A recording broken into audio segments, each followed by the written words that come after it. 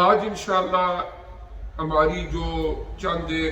معروضات اس available time میں ہوں گی وہ یہ ہے کہ قربانی کا فلسفہ، اس کی حکمت، کہ قرآن پاک میں جو اس کا ذکر فرمایا گیا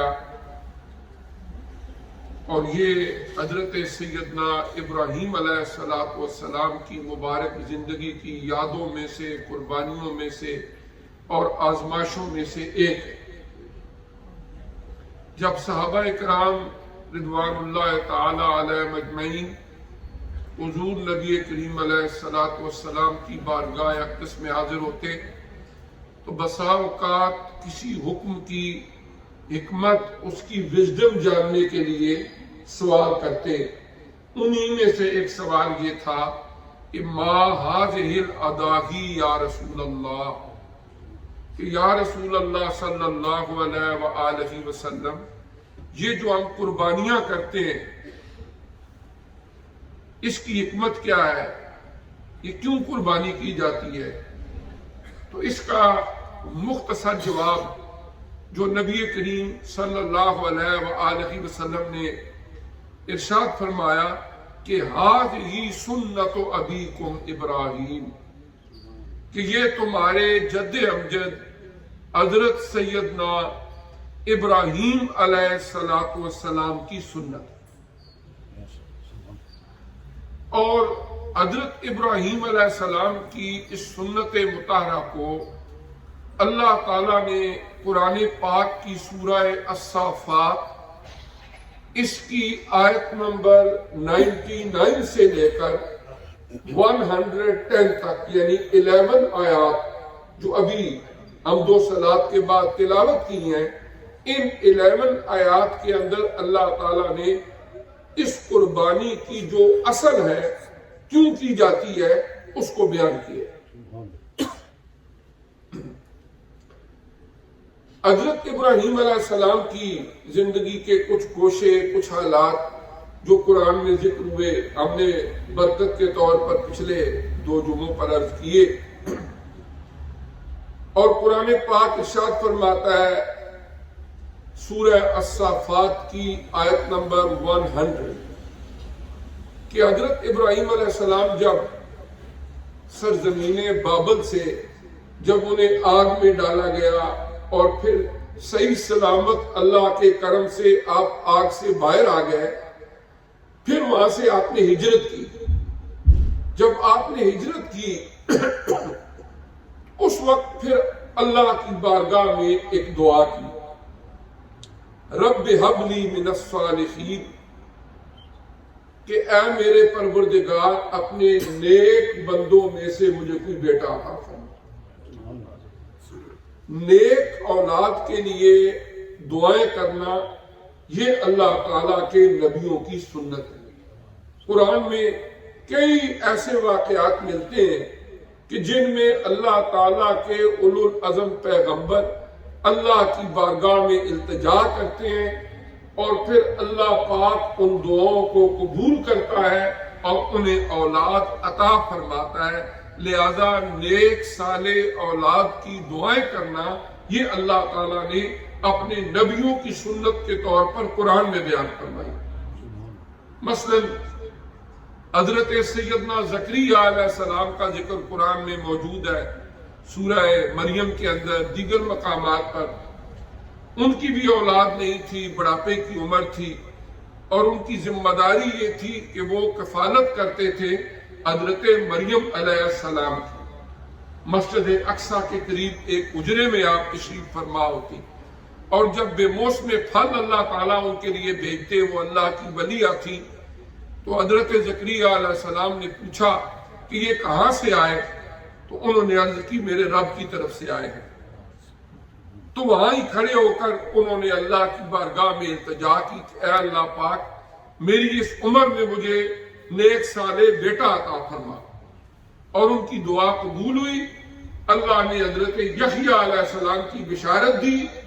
اور حضرت زکریا علیہ السلام کے بیٹے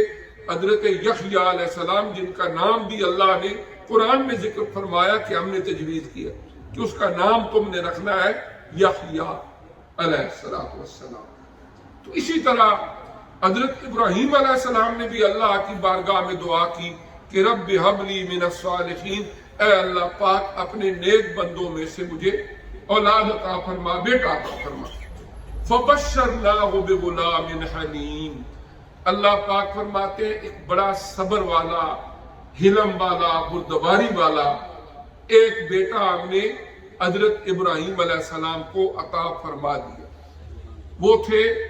حضرت سیدنا اسماعیل علیہ السلام. اللہ نے اولاد دے دی. اب جب حضرت اسماعیل علیہ السلام اللہ کریم نے عطا فرما دیے تو کچھ واقعات ہم نے پچھلے جمعے عرض کیے تھے کہ بچپن میں ہی خانہ کعبہ شریف کے قریب انہیں اللہ کے حکم سے حضرت ابراہیم علیہ السلام چھوڑا. اب یہاں جو واقعہ بیان ہو رہا ہے، جب حضرت اسماعیل علیہ السلام بڑے ہو گئے اور مفسرین نے 12 سال کے قریب کی عمر لکھی ہے، جب آپ کے ساتھ چلنے پھرنے کے قابل ہو گئے، قرآن نے فرمایا فَلَمَّا بَلَغَ مَعَهُ السَّعْيُ، جب وہ بیٹا حضرت ابراہیم علیہ السلام کے ساتھ دوڑنے کے قابل ہو گیا. سعی کہتے ہیں دوڑنے کو، صفا مروا کے درمیان سعی، وہاں چونکہ تیز چلا جاتا ہے ان بٹوین جو گرین لائنز ہوتی ہیں، اس لیے اس کو بھی سعی کہا جاتا ہے کہ حضرت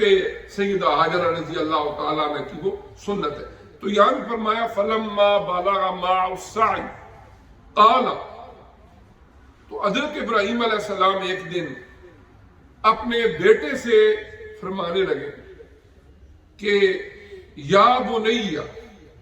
انی ارا فی المنام انی اذبح فانظر ماذا ترى، کہ اے بیٹے میں نے خواب دیکھا ہے،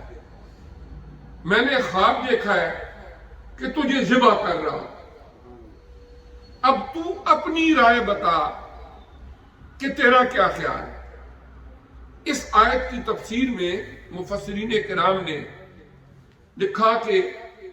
جب حکم الہی ہو گیا تھا ذبح کرنے کا تو حضرت ابراہیم علیہ السلام نے پھر بیٹے کی رائے لی. اس میں حکمت کیا ہے؟ تو فرماتے ہیں کہ اگر بغیر رائے لیے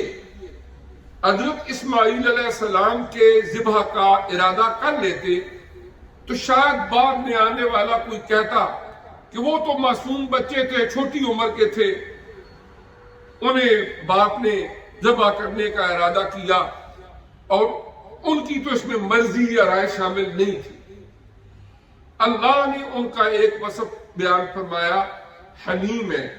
صبر کرنے والے ہیں. تو اب بیٹے نے کیا جواب دیا؟ قال یا ابت افعل ما تؤمر ستجدنی ان شاء اللہ من الصابرین، کہ اے والد گرامی جو اللہ تعالی کی طرف سے حکم ہوا ہے اسے آپ کر گزریں، انشاءاللہ آپ مجھے صبر کرنے والوں میں سے پائیں گے. یعنی یہ کوئی معمولی بات نہیں ہے کہ اللہ کی رضا کی خاطر اپنی عزیز جان کا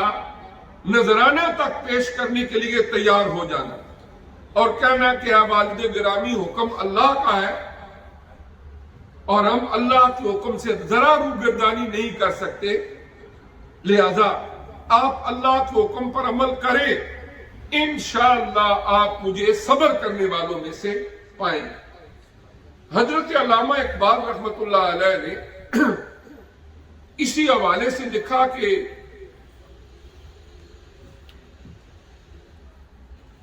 دو شخصیات، ایک حضرت اسماعیل علیہ السلام اور ایک حضرت امام علی مقام سیدنا امام حسین رضی اللہ عنہ، ان دونوں کی حضور نذرانہ عقیدت پیش کیا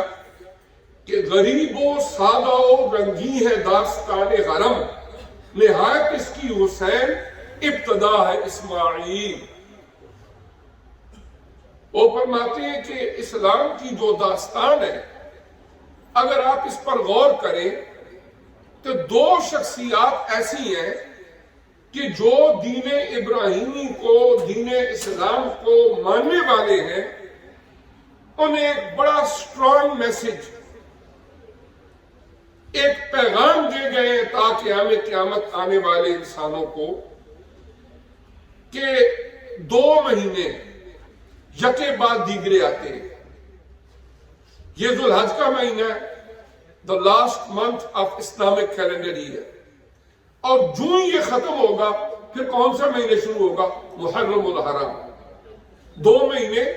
یکے بعد دیگرے آتے ہیں، ذوالحج آتا ہے پھر محرم آ جاتا ہے۔ تو وہ فرماتے ہیں کہ اس میں بھی ایک حکمت ہے کہ یکے بعد دیگرے کیوں آتے ہیں، کہ اسی ماہ مبارک ذوالحج کی 10 تاریخ کو حضرت سیدنا ابراہیم علیہ السلام کے شہزادے، آپ کے بیٹے حضرت اسماعیل علیہ السلام اللہ کے حکم کی تعمیر میں اپنی گردن کو چھری کے نیچے رکھ کے تمام ملت ابراہیمی کو ایک پیغام دے گئے کہ اگر تم چاہتے ہو کہ اس دنیا کی زندگی کو گزارتے ہوئے اللہ کی خوشنودی اور اس کی رضا کو حاصل کرے، تو پھر اگر اللہ کا حکم یہ بھی آ جائے کہ اپنی گردن چھری کے نیچے رکھ جاؤ، چھری رکے تو رکے، تمہاری گردن نہ سیکے۔ یہ اہل ایمان کے لیے ایک میسج، ایک پیغام حضرت سیدنا اسماعیل علیہ السلام ذوالحج کی 10 تاریخ کو دے گئے۔ اور پھر جب یہ مہینہ جو ہی ختم ہوتا ہے 29 یا 30 دن کا، اس کے ساتھ متصل کون سا مہینہ شروع ہو جاتا ہے؟ محرم الحرام۔ پھر محرم الحرام کی بھی 10ویں تاریخ کو حضور علیہ السلام کے پیارے نواسے حضرت سیدہ فاطمہ الزہرا رضی اللہ تعالی عنہا کے لخت جگر حضرت سیدنا علی المرتضی رضی اللہ تعالی عنہ کی آنکھوں کے تارے، حضرت امام علی مقام سیدنا امام حسین رضی اللہ تعالی عنہ خود اپنی جان کا نذرانہ پیش کر کے اپنے معصوم بچے حضرت علی اصغر اور اپنے جوان بیٹے حضرت علی اکبر، دوست احباب اور اعزاء و اقارب 72 تن، ان کی قربانی میدان کربلا میں دے کے اپنے نانا پاک کی امت کو صبح قیامت تک یہ پیغام دے گئے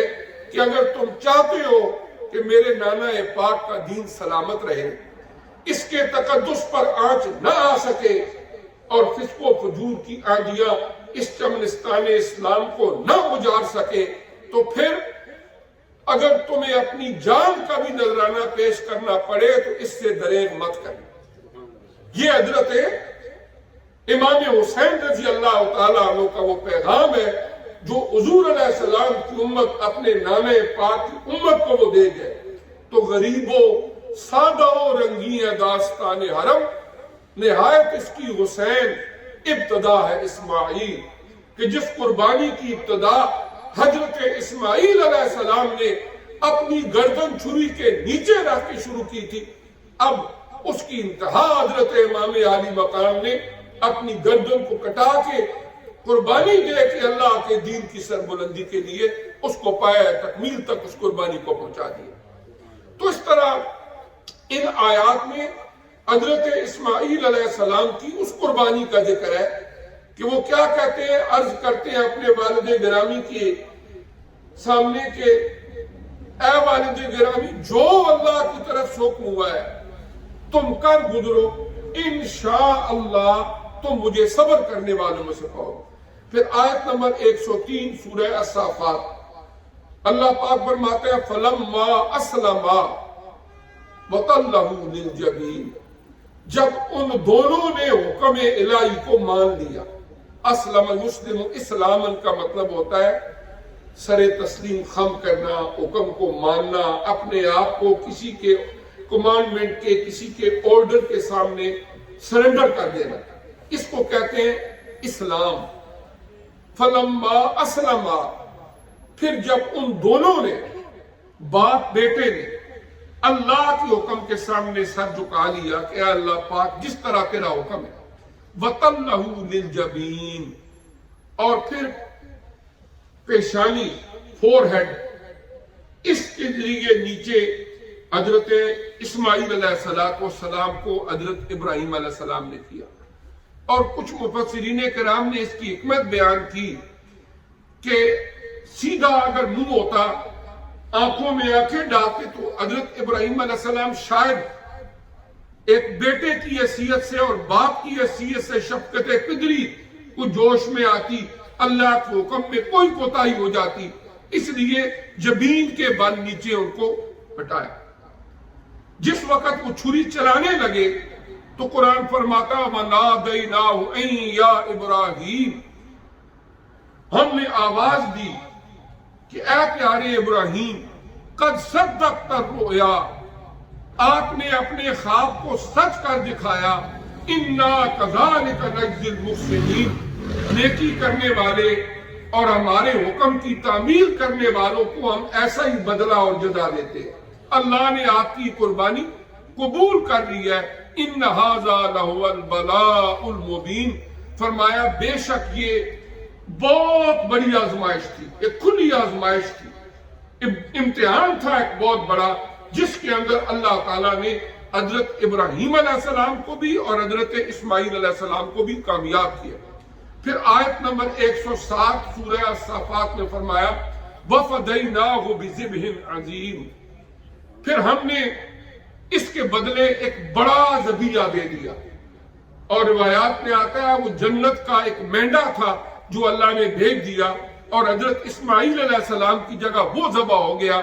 وَتَرَكْنَا عَلَيْهِ فِي الْآخِرِينَ، فرمایا جو آنے والے انسان ہیں ہم نے اس قربانی کو ان کے لیے چھوڑ دیا ہے کہ تا قیام قیامت اس سنت ابراہیمی کو ادا کرتے ہو۔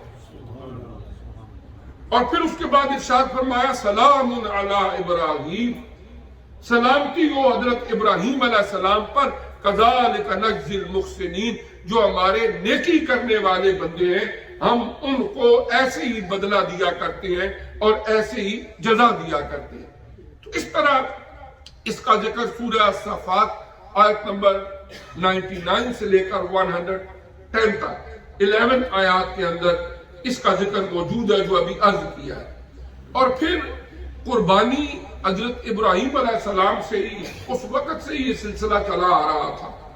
اور پھر جب نبی کریم صلی اللہ علیہ وآلہ وسلم کا دور آیا، آپ کا زمانہ آیا، پھر آپ نے بھی اس قربانی کے تسلسل کو جاری رکھا۔ سورہ الکوثر کے اندر فرمایا گیا فَصَلِّ لِرَبِّكَ وَانْحَرْ، کہ اے پیارے نبی صلی اللہ علیہ وسلم اللہ کے لیے نماز پڑھتے رہو اور قربانی کرتے رہو۔ یعنی قربانی کا حکم دیا گیا، اور یہاں پر ایک دو چیزیں قربانی کے حوالے سے جاننی ضروری ہیں کہ یہ اس کی ایک بیس ہے، یہ بنیاد ہے، یہ حکمت ہے جس کی وجہ سے قربانی دی جاتی ہے۔ ایک تو یہ ہے کہ قربانی کا مقصد نمود و نمائش، دکھاوا اگر یہ ہوگا تو قرآن کی روح سے وہ پیسے کا بھی ضیاع ہے اور اجر و ثواب سے بھی محرومی ہے۔ اللہ تعالیٰ نے قرآن پاک کے 17ویں پارے کی سورہ الحج کے اندر ارشاد فرمایا لَن يَنَالَ اللَّهَ لُحُومُهَا وَلَا دِمَاؤُهَا وَلَٰكِن يَنَالُهُ التَّقْوَىٰ مِنكُمْ، کہ جب تم قربانی کے لیے ایک جانور خریدتے ہو، اس کو ذبح کرتے ہو، اس کا گوشت بناتے ہو، لَن يَنَالَ اللَّهَ لُحُومُهَا وَلَا دِمَاؤُهَا، ان کا وہ گوشت اور ان کا وہ بلڈ، ان کا خون، یہ اللہ تک نہیں پہنچتا، بلکہ اللہ کی ذات تک پہنچنے والی کون سی چیز ہے؟ وَلَٰكِن يَنَالُهُ التَّقْوَىٰ مِنكُمْ، جو پرہیزگاری ہے، تقوی ہے، تمہارے دلوں کے اندر اللہ تبارک و تعالیٰ کی رضا مقصود ہے، وہ اللہ تعالیٰ تک پہنچتی ہے۔ یعنی یہ جتنے اعمال ہیں ان کے اندر بنیادی طور پر اللہ کی رضا مقصود ہو، اللہ پاک دلوں کے بھید جاننے والا ہے، اور ہماری ہر عبادت کے اندر انما الاعمال بالنیات، اعمال کا دار و مدار نیتوں پر ہوتا ہے۔ آپ نماز بھی پڑھ رہے ہو تو پہلے نیت کرتے ہیں، نماز جنازہ پڑھ رہے ہو پہلے نیت کرتے ہیں، طواف کر رہے ہو عمرے کی نیت ہے، حج کی نیت ہے، یعنی تیمم کر رہے ہو اس کی نیت ہے۔ نیت کی جاتی ہے پہلے، اور نیت اس لیے کی جاتی ہے کہ نیت کے اندر جتنا اخلاص ہوگا اتنا ہی اللہ تبارک و تعالی اس کا اجر عطا فرمائیں گے۔ ایک حدیث مبارکہ میں نیت المومن خیر من عملہ، کہ مومن بندے کی نیت اس کے عمل سے بھی بہتر ہے۔ دیکھیں نا، ایک بندہ ارادہ کرتا ہے گھر سے، میں اس نیک کام کے لیے جا رہا ہوں، عمرے کے لیے جا رہا ہوں، حج کے لیے جا رہا ہوں، نیت کر لی۔ اب اگر رستے میں ہی فرض کیا، اس سے پہلے کئی لوگ ہیں، کل پرسوں میں پڑھ رہا تھا 5 کے قریب کچھ جاج ہمارے جو پاکستان سے گئے ہوئے تھے، ان کا انتقال ہو گیا وہاں آج سے پہلے ہی۔ اب جو لوگ انتقال بھی کر جاتے ہیں، اب نیت کی ہے نا، عمل تو ابھی نہیں کیا، حج تو ابھی ہوگا، لیکن انشاءاللہ اس نیت کی وجہ سے اللہ پاک ان کو حج کا بھی ثواب عطا فرمائے، اس لیے کہ انہوں نے نیت تو کر لی ہے۔ اب اس کے بعد ارادہ تو ان کو تھا، لیکن انہیں کیا پتا تھا کہ میری اتنی عمر ہے کہ نہیں۔ اس لیے مومن بندے کی نیت جو ہوتی ہے، ایک بندہ ارادہ کر لے، نیت کر لے، اللہ کریم اس کو اجر عطا فرماتے ہیں، بشرطے کہ نیت کے اندر اخلاص ہو، للہیت ہو، اور اللہ تعالیٰ کی رضا مقصود ہو۔ اور قربانی کی بہت ساری باتیں الحمدللہ آپ سنتے رہتے ہیں، جانتے ہیں کہ جو ہم مینڈا یا بکرا کرتے ہیں وہ ایک حصہ ہوتا ہے ایک بندے کی طرف سے، اس میں اندر آپ گائے کرتے ہیں، بھینس کرتے ہیں، اس کے اندر 7 لوگ جو ہیں وہ حصہ لے سکتے ہیں۔ تو اس کے لیے ہوتا ہے کہ مختلف ممالک کے اندر ظاہر ہے مختلف چیزوں کے مختلف ریٹس ہوتے ہیں۔ جو لوگ ایون کہ چیریٹی کے تھرو بھی قربانی کلیکٹ کرتے ہیں کی ایک بہت بڑی ذمہ داری ہوتی ہے، اور کوئی بھی بندہ جب یہ ذمہ داری اٹھاتا ہے تو اللہ کی بارگاہ میں وہ اس کا جواب دہ ہوگا، اس لیے کہ یہ پیسہ جو قربانی کے لیے جانور کا ہوتا ہے یہ کسی اور کام کے لیے آپ نہیں لگا سکتے۔ آج کل عموماً لوگ سوشل میڈیا پہ یہ لکھتے ہیں قربانی کی جگہ آپ فلاں کو یہ دے دیں، فلاں کو یہ دے دیں، اچھی بات ہے صدقہ کرنا، خیرات کرنا، لیکن وہ یہ نہیں کہتے کہ میرے پاس اگر اتنے 1000 پاؤنڈ کا موبائل ہے تو اس کی بجائے میں سستا رکھ لوں اور باقی صدقہ کر لوں، گاڑی میں اگر چھوٹی لے لوں تو باقی صدقہ کر لوں، اس طرف ذہن نہیں جاتا۔ صرف یہ ہے کہ قربانی میں سے ہی کاٹ کے اس کا نقصان کیا ہوگا۔ آج اگر فرض کیا ہم کہ کوئی بات نہیں صدقہ ہی کر دو، اگلی چند نسلوں کے بعد قربانی کا تصور ہی ختم ہو جائے گا۔ اللہ تعالیٰ نے جانور ذبح کرنا، اس کے اندر جو حکمتیں رکھی، جو ثواب رکھا، اس کے اندر اپنی عقل جو ہے اس کو زیادہ دخل نہیں دینا چاہیے۔ جو اللہ کا، اللہ کے رسول کا حکم ہے اس پر عمل کرنے کے لیے کوشش کرنی چاہیے۔ تو اس کے لیے ہے کہ آپ صدقہ کریں، خیرات کریں، بہت اچھی بات ہے، لیکن جہاں تک قربانی واجب ہے وہ آپ نے قربانی کرنی ہے تو پھر ہی آپ کے ذمے سے واجب ثابت ہوگا۔ اگر قربانی نہیں کرتے، صدقہ کرتے ہیں، صدقے کا ثواب آپ کو مل جائے گا، لیکن قربانی نہ کرنے کا گناہ سٹل آپ کے ذمہ